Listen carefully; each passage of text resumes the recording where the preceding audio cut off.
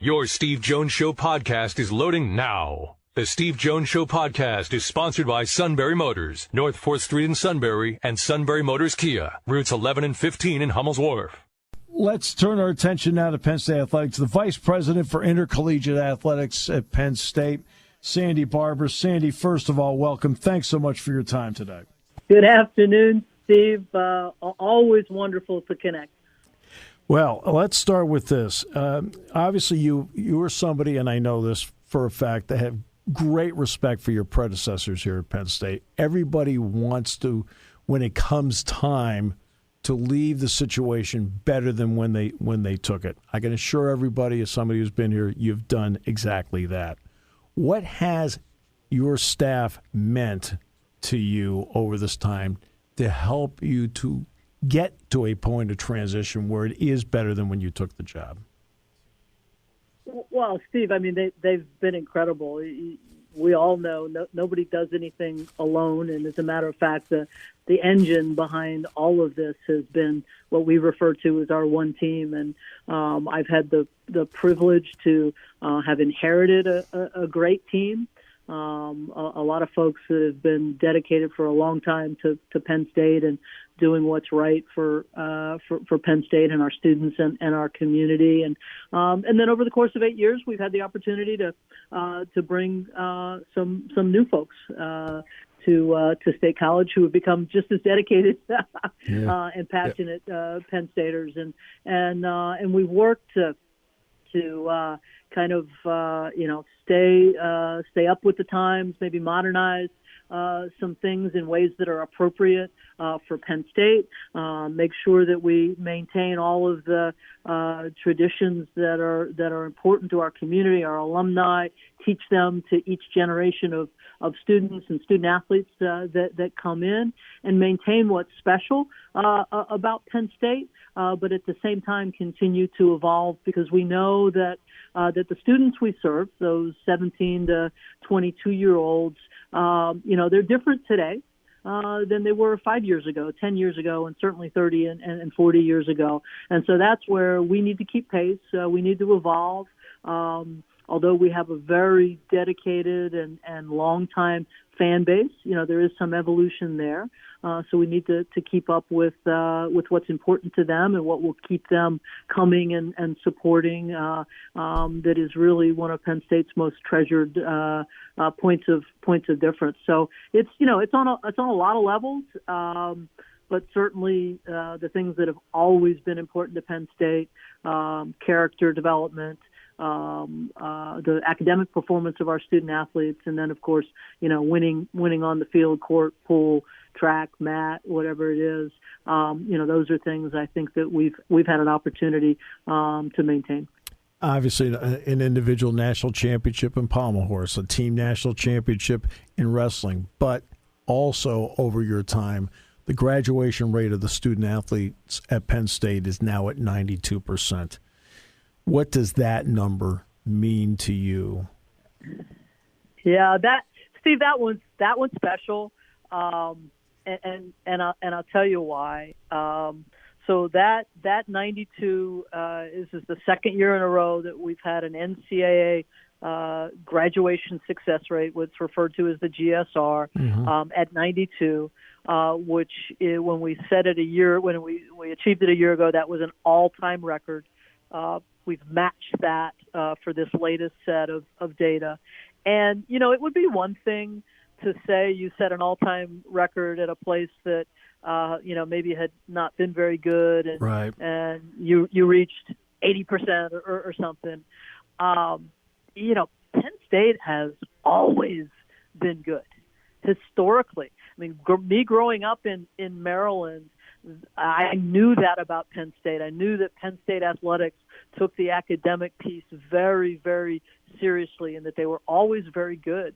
So to have the opportunity to be at Penn State, to be leading the athletic department at a time when we set the all-time record at a place that has always been known to be really good, that's pretty special. No question. Absolutely special. Facilities have obviously been important.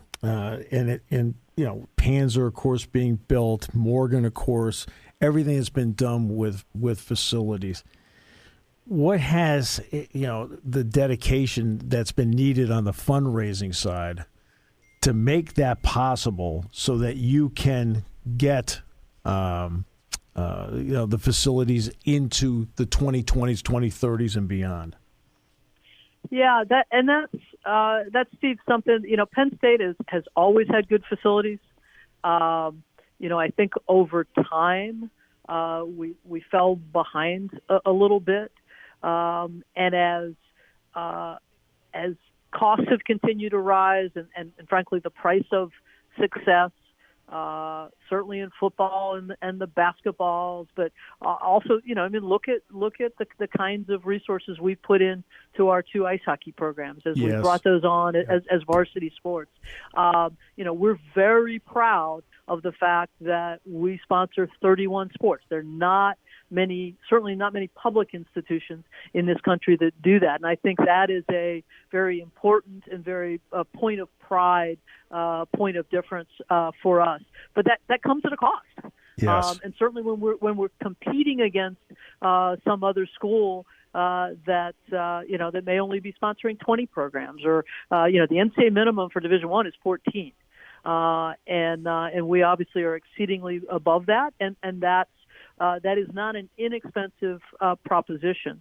And so some schools that have the opportunity to take their maybe their television revenues and put them towards debt service for facilities, we're putting those towards real programs, towards supporting many of our non-revenue programs. And so certainly we're going to look we have to look from a philanthropy standpoint to our fans and to our base and to our donors to help support these facilities. And they have. You mentioned the Morgan Center. I mean, there was a great support there. That was the first capital project under my watch, and I'm really proud of that. But once again, that was an academic component before my time. But obviously, what Terry and Kim Pagula and many other donors did to get our ice hockey programs up off the ground from a varsity standpoint. By the time we get through with this phase, and then there's one more small phase with Lash, we will have put $100 million into Lash in the last 8+ years. And obviously we've got a renovation or address the needs at Beaver Stadium coming up, and then certainly aquatics and tennis and soccer and you name it. We've got we've done a lot of good things from a facility. We've started to get some momentum from a facility standpoint, but a lot of work to do. Obviously, in the middle of this master plan, there's a pandemic. All right, so that's going to obviously knock a lot of things temporarily to the side as you've been able to keep the economic engine going during a pandemic, and now obviously it's getting back on track. But when it comes to Beaver Stadium, how important at least has been the groundwork with Populous Men to allow whomever has to make this decision down the line to at least know what options that they do have based on the groundwork that's already been done? Yeah, well, Steve, that's exactly it. I mean, there wasn't a whole lot we could do during that time, so it did give us the opportunity to lay the groundwork, make sure that we'd done all the proper studies to know what it was that was going to be important to our fan base, what they were looking for, what's important to them, and then how we might address those things, and then what that might cost. As a matter of fact, I just ran into Scott Radisek from Populous in the hallway. He told me to tell you hello. Oh, good. And great. It's always Scott's the best. Yeah, and so we're not quite finished yet, but we're getting to the end of that work that will enable us as Dr. Bindapudi as she takes over as president to really they'll have the information they need to start making some decisions about how to address the needs and the gaps. Obviously, being a Big Ten program means there will be Big Ten television dollars, and the contract is being negotiated now. I talked earlier about what John Oran reported about Fox, but that's his reporting from Sports Business Journal. It sounds like they're on some sort of track here to get this done sooner rather than later. What does it mean for the financial well-being of athletic departments in the Big Ten to have that number established as early as it's going to be established? Well, we all operate on forecast. Some of us use 5 years, some of us use 10 years, and obviously the further out a plan goes, the less reliable it is. But it's also smart to continually be doing the forecasting. So that's the beauty of television. Whether it's television revenue, I should say, whether it's a 6-year deal or it's a 9-year deal or it's a 12-year deal, or it's a 4, whatever it is, right. You can lock it in. It used to be that at this level with schools, Big Ten schools that have the kinds of fan bases that we do, the size of a Beaver Stadium, that ticket revenue was our number one source of revenue. Well, it's television now.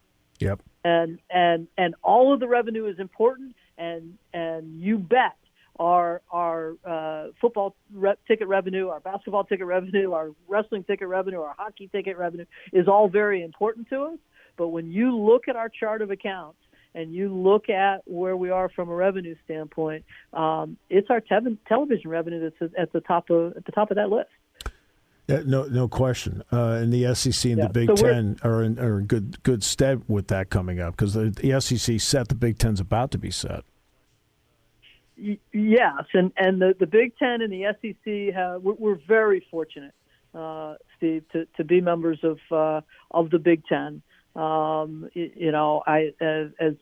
I am where I am in my career now, I think about starting my career in the Big Ten at Northwestern, and getting to finish my career here at Penn State.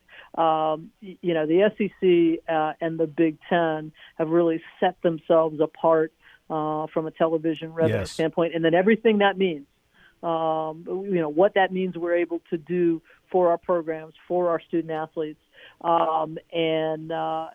frankly, the Big Ten set the record in the last one, and the SEC got a new deal and set the record, and we're going to set it again.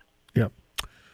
All right. So, from a point you took a job like this, I don't mean just Penn State, but being an athletic director. What's the same about the job now compared to the first time you were being an athletic director?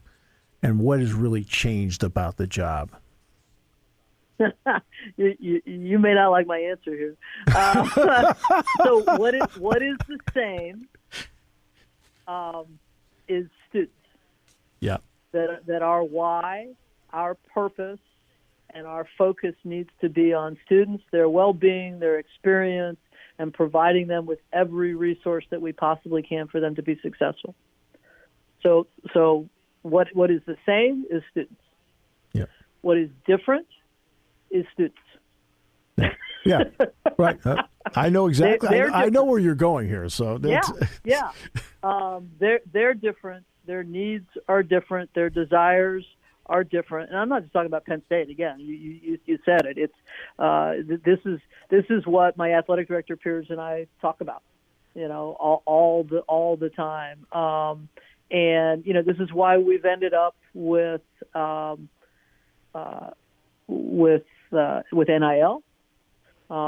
It's why we are where we are with transfers.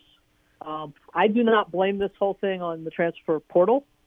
I don't think the portal's the problem. Portal doesn't help, but it's just a vehicle. The issue is the free agency. Mm-hmm. And lest we not forget, that when I was coaching in the dark ages, in the early 80s, everybody had to serve a year in residence, whether you played field hockey or you played football. Right. And then somewhere along the way, the powers that be decided that field hockey and tennis and golf and swimming shouldn't have to sit out, but that basketball and football and men's hockey and baseball did have to sit out. And then we got to 2020, and that was indefensible. Yeah. And I think we can all understand that. And the NIL piece. Look, you and I have talked about this. Yes. I am 100% supportive of our student athletes having the opportunity to monetize their name, image, and likeness like any other student on this campus. Right. What I don't like is how it's been weaponized in recruiting. Yeah. Yes. I think that's well said. Yeah. I'll wrap with this. We will celebrate 50 years of Title IX in June. What kind of progress, in your opinion, has been made in 50 years? And then what needs to happen, in your opinion, the next 50 to really make it worthwhile for everybody across the board in terms of not just awareness but opportunity? Yeah. So, I owe my career to Title IX. I owe my career to my dad and his sharing of his passion for sport with me. Yeah. But I don't have the opportunity to be the AD at Tulane or University of California, Berkeley or Penn State without Title IX. There's no doubt about it. And, I think back to the opportunities that I had as a student athlete at Wake Forest in the late 70s and early 80s. And I look at our student athletes, our female student athletes here today, and it's light years. It's light years different. And I'm so excited for them and grateful to have been a part of that. And yet, I know we're not there yet. Right. I do happen to think that our biggest gap is between our revenue sports and our non-revenue sports, regardless of gender. Mm-hmm. But we still have some gender gaps for sure. And I think two things have to happen. I think secondary education and higher ed, college campuses need to get serious about treating all students equitably, mm-hmm. all programs equitably, because I don't think this is like NCAA enforcement. They're OCR doesn't have enough. They can't be everywhere. Right. So I don't think we can wholeheartedly. I don't think we can holistically count on enforcement. Although I do think enforcement needs to get better. But I think there needs to be a call on college presidents to be looking specifically at college athletics. But again, this is about secondary. This is at every level, right? And to be serious about equity. Always a pleasure. Thank you so much. Appreciate the time as always. Always great to be with you, Steve. Love it. I'll come back every time you invite me, and always enjoy being together. Same here. Thank you, Sandy. All right, Steve. Take care. Sandy Barbour, Penn State's Vice President for Intercollegiate Athletics.